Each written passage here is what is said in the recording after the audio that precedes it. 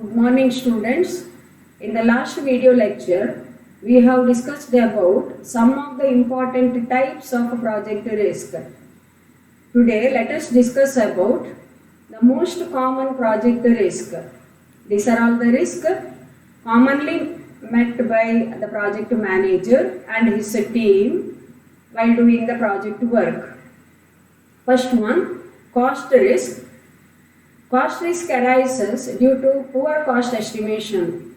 That means cost estimation made by the project manager goes wrong and he needs more funds to complete the project work. So he may find it difficult to arrange funds and he may not be able to complete the project work on time. So his estimation of cost should be appropriate. Suppose if it goes wrong, he will be required to face a risk called as cost risk. Then the second one, schedule risk. It arises when activities take longer time than expected. That means he has expected to complete a work within a stipulated period of time, but fails to complete the work within that period of time. So when he takes longer time than what is decided in advance, it will affect his project work adversely. He may take a longer time to complete the entire project work. That means the returns that he is getting from the project also will be delayed. So schedule risk arises when activities take longer time than expected. And the third one, performance risk. That means project fails to produce the expected results. His expectation regarding the performance of his project goes wrong. Project fails to produce expected results. Then the fourth one, governance risk. It arises due to poor governance. That means on account of inefficiency of management, underperformance of management results in certain types of problems, or it may result in certain challenges, and that is called as governance risk. Then strategic risk arises from errors in strategy. For example, you have decided to adopt a certain technology, but that technology cannot be made to work, where strategy goes wrong. So in that case, the project is facing strategic risk. Then market risk arises due to fluctuations in market rates, fluctuations in the prices of commodities may result in a particular type of risk, commodity price risk. Then variation in the prices of interest rate results in interest rate risk. Fluctuations in the rate of foreign exchange rate may result in foreign exchange rate risk, and so on.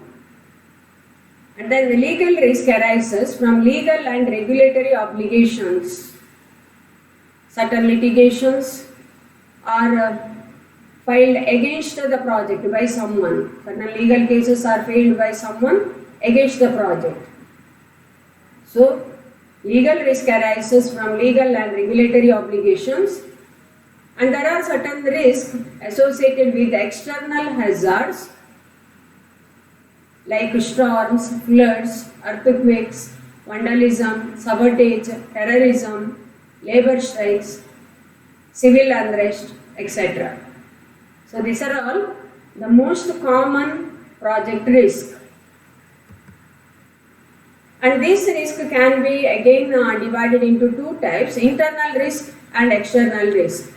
Internal risk arises on account of internal factors.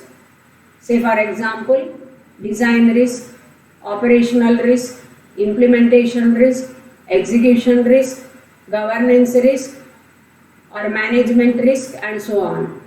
And external risk arises on account of external factors and they are uncontrollable. Say for example, market risk, changes in the prices of commodities, changes in the interest rates, changes in foreign exchange rate, or legal risk, or liquidity risk. These are all external risks. They are beyond the control of the organization or beyond the control of project manager and his team. And this project team or project manager may face another type of risk called as a deferral risk. Deferral risk arises due to failure to complete the project work, and only limited opportunity is available on the part of the project manager to complete the project. Limited opportunity to complete the project is the cause of failure. Only limited opportunity is available to complete the project. With great difficulty, he may be able to complete the project. Since only limited opportunity is available to complete the project may fail. That is called as a deferral risk. Then here you should know the meaning of scope creep or requirement creep or feature creep. Scope creep is always harmful to a project. It means that scope of the project is not properly defined, documented or controlled. When the scope of the project is not properly defined, you cannot work properly and the objectives of the project cannot be achieved, and it is harmful to a project. Project may not be successful, and sometimes project manager may be required to terminate the project in between. It will hamper the success of the project, and it can be the result of poor change control. Project manager fails to manage the changes that are taking place in the project environment. He may find it difficult to adapt himself and his team members to the changing situations. Plans prepared by him may not be appropriate to manage these changes. It may result in scope creep. That means closure of the project in between before achieving its objectives. And then lack of proper initial identification of what is required to bring about the project objectives. He failed to identify, project manager failed to identify what are all the things he is required to do to achieve the project objectives. If he fails to prepare a proper plan regarding his work, his project may not be successful. He may not be able to achieve the objectives. Similarly, weak project manager or executive sponsor. Sponsor is not supporting a project. Sponsor is one who is providing funds to a project. He is not supportive, or the project manager is inefficient, weak, and he doesn't know how to carry out the project work. It will result in scope creep. That means it may result in the closure of the project before it is formed, before the objectives are achieved. Similarly, poor communication between the parties. Communication is not proper between the team members working for the project, or lack of initial product versatility. Lack of initial product versatility means failure to identify the usage of a product. Same product can be used for various purposes. But project manager has failed to identify the usages of the product, may result in scope creep, or we call it as requirement creep or feature creep. Now, biggest challenge on the part of the project manager is managing this risk and uncertainty. At every walk of life, one is exposed to risk. You know it very well. While doing the project work also, in each and every stage or each and every day, he is exposed to one or the other types of risk. Project manager is exposed to one or the other types of risk. So how to manage this risk or uncertainty? First of all, project manager has to identify the sources of risk. Identifying of risk sources is very important. After identifying the risk, he has to analyze the systems or strategies developed in his organization to handle this risk or to manage this risk. What are all the systems, what are all the measures already developed within the organization, that has to be analyzed. And then he should think about different measures that he has to devise in order to control or reduce the severity of risk. Risk cannot be eliminated at all, but the severity of risk can be reduced by taking certain steps. So he has to think about those measures. Now, how to manage this typical project risk? What are all the actions required? The following table gives an idea regarding different types of project risk and actions that have to be taken to manage them. Project manager is required to raise certain questions relating to each type of project risk, and then while finding out a solution for each project risk, he can think about or analyze about certain measures that have to be taken to handle those risks. First one, financial risk. Question that has to be raised here is, will the funds available be sufficient to deliver the project? He has to think whether the funds provided or funds invested in the project is sufficient to develop the project or to complete the project work. How he can find out?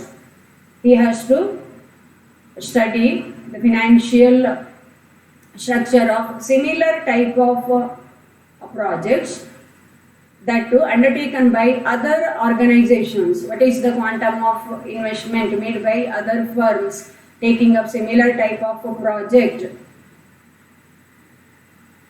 Whether the investment made by him in his project is in parallel with the investment made by other firms taking up similar type of projects, that he has to see. Then he should see how much will be the returns that he will be getting out of his investment. What is the return that he can expect from his project by conducting sensitivity analysis. Second one, strategic risk. The question here is, will the funds be used inappropriately and hinder the achievement of corporate goals? Whether the strategy adopted by you will hinder the achievement of corporate goals. That means will adversely affect the achievement of corporate goals. That you have to see. For this purpose, you have to demonstrate how your funds are appropriated for various activities. It will not be wasted. It will not be misappropriated, or it will not hinder the achievement of corporate goals. That you have to justify by demonstrating how your funds have been appropriated for various activities. Next one, operational technical risk. How to say, does the project involve potential interruptions to normal plant operations? You have to find out whether there are any chances of any interruptions while operating plants. For this purpose, you have to consult the relevant managers and specialists, technical experts, managers. You have to consult and you have to take their views or their guidance or suggestions. Then operational safety risk. You have to find out, will the project involve any safety issues, whether there are any chances of getting into any safety issues, whether there are any chances of getting any accidents. or whether any chances of getting any problem to the health of any of the employees doing the project work that you have to see. For this purpose, you have to establish safety risk assessment protocol. That means you have to provide gloves or mask or even helmet or other safety arrangements should be made while doing the project work. Then, what are all the general tips for managing risk? Following are the tips for managing the risk to project manager.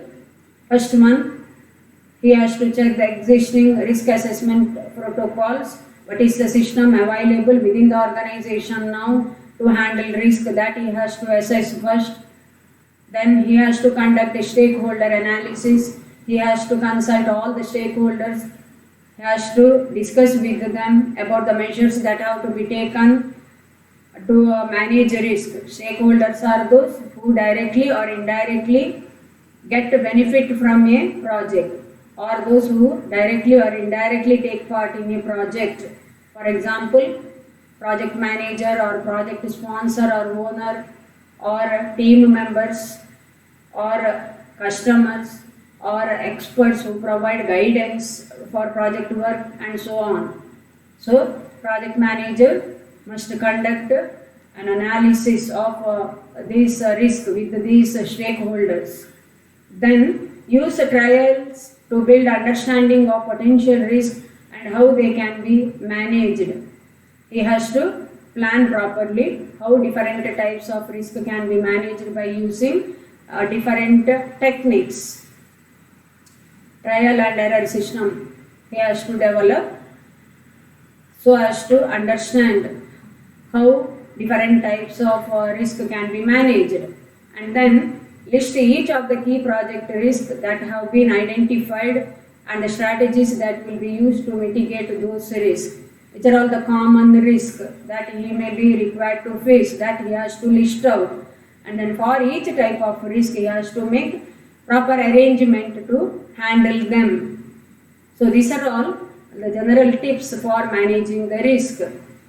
Handling the risk or facing the risk or challenges is the competency of the project manager. When he is efficient and when he is experienced, he will be able to devise proper plans and strategies to handle risk, and his project will be successful and he will be able to reach his target as planned. So far we have discussed about different types of project risk and how to handle those project risks. In the next video lecture, let us discuss about project management. Hope all of you have understood different types of risk and how to manage them. Thank you, students. Have a nice day.